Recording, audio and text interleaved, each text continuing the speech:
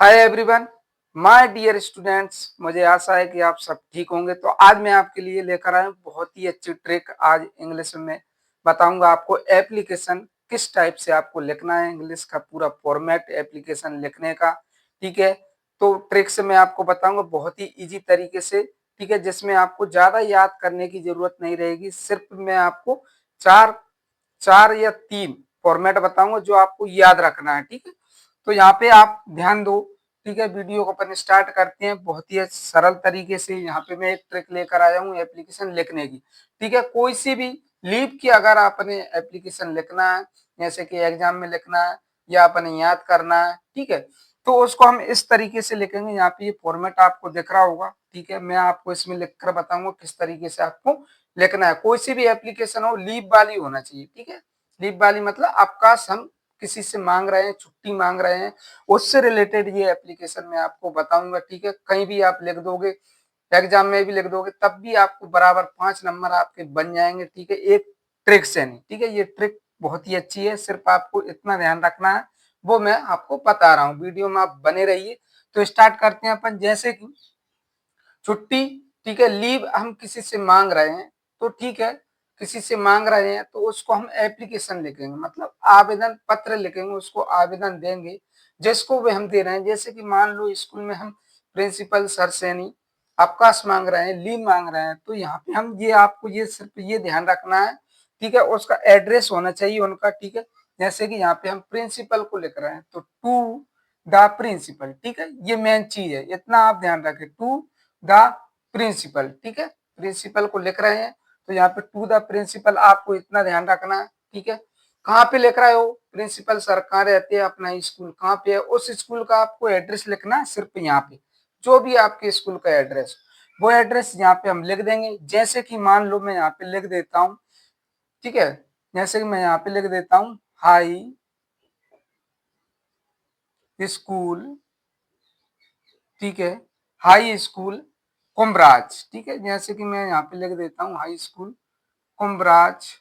ठीक है, ये यहाँ पे मैंने लिख दिया। ठीक है, और यहाँ पे मैंने ये डाल दिया अपना हाई स्कूल कुम्भराज MP।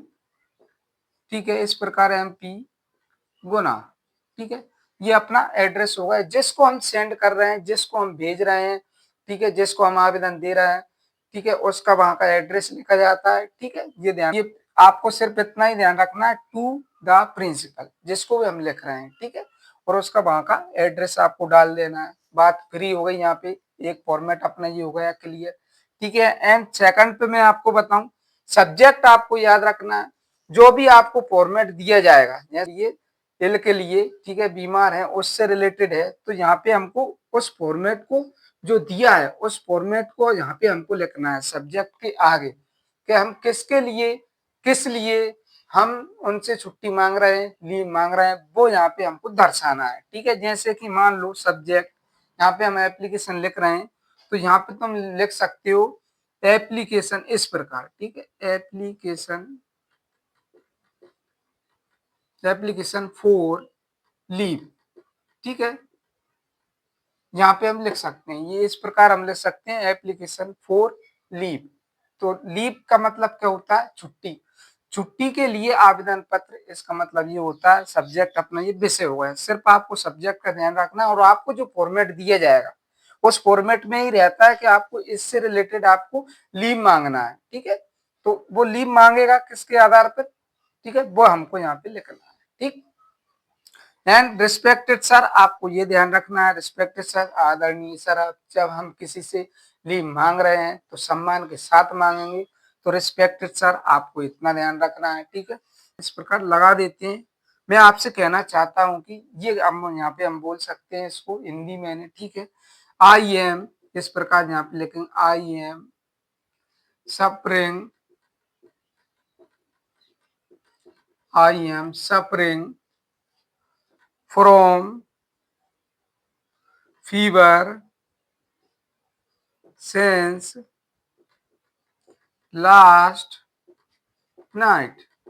इस प्रकार मैंने यहाँ पे ये लिख दिया प्लस स्टॉप।